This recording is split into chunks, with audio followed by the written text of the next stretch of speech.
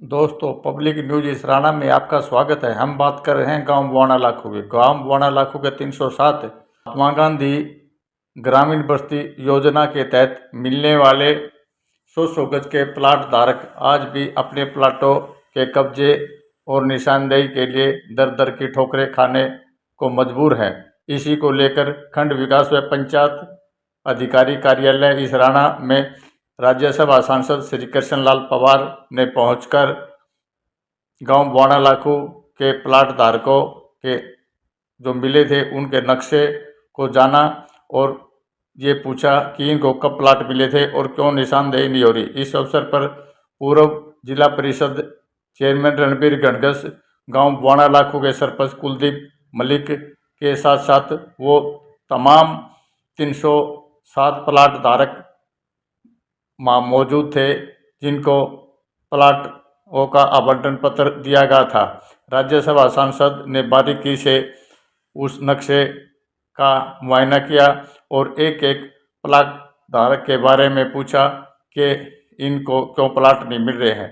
राज्यसभा सांसद ने ग्रामीणों को भरोसा दिलवाया कि वे जल्दी ही निशानदेही करवाकर उनको प्लाट दिए जाएंगे। इसको लेकर ग्रामीणों के चेहरे पर खुशी है। क्या कहते हैं राज्यसभा सांसद, इस बारे में सुनिए उनकी जुबानी। कौन सा नंबर है, आप बाद में आए हैं तो अपना नंबर अपने वीडियो ऑफिस से ले लेना और साइट पर जाकर के वीडियो साहब और सरपंच साहब आपको वही मौके पर कब्जा दे के आएंगे।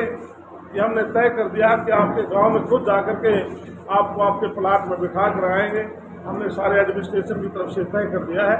तो मोदी सरकार ने जिस प्रकार से हमारा लक्ष्य है कि देश 15वें स्थान से 5वें स्थान पर आ गया है, हम चाहते हैं कि हमारा देश तीसरे स्थान पर आए।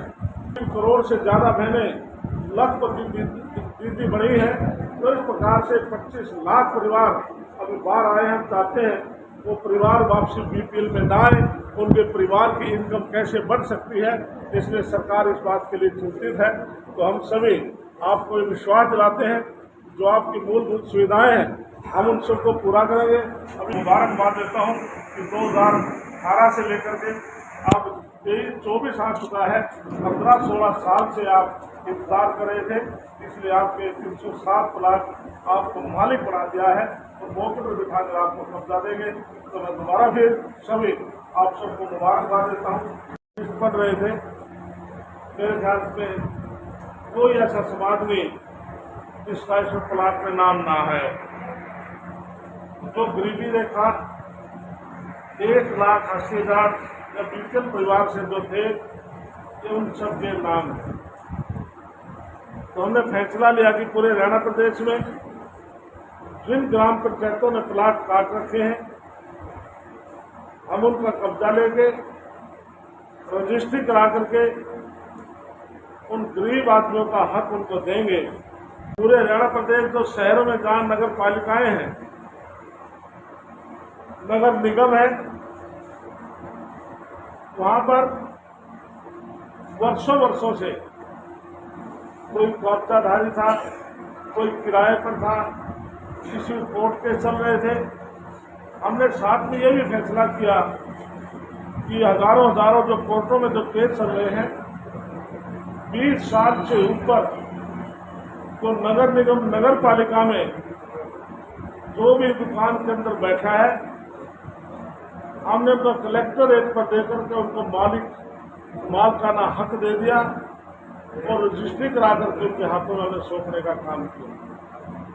इतना ही नहीं, हमने साथ में ये भी फैसला किया कि पूरे हरियाणा प्रदेश में जिन ग्राम पंचायतों में जमीन नहीं है और जो पात्र हैं, हम उस परिवार को सरकार की तरफ से 1 लाख रुपया उनके खाते में भेजने का काम करेंगे, जिससे गरीब आदमी अपना प्लाट ले सके।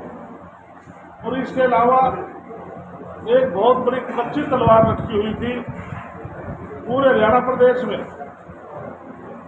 कोई व्यक्ति जो किसी समाज से है जो ग्राम पंचायत की जमीन में किसी कारण से 50 साल पहले, 60 साल पहले, 40 साल पहले मकान और घर बनाकर बैठ गया, तो हर 5 साल के बाद कोई भी सरपंच लड़ने वाला ना लड़ने वाला सभी उस गरीब आदमी को डराते थे, या तो वोट दे दे वरना तेरा मकान पड़वाएंगे।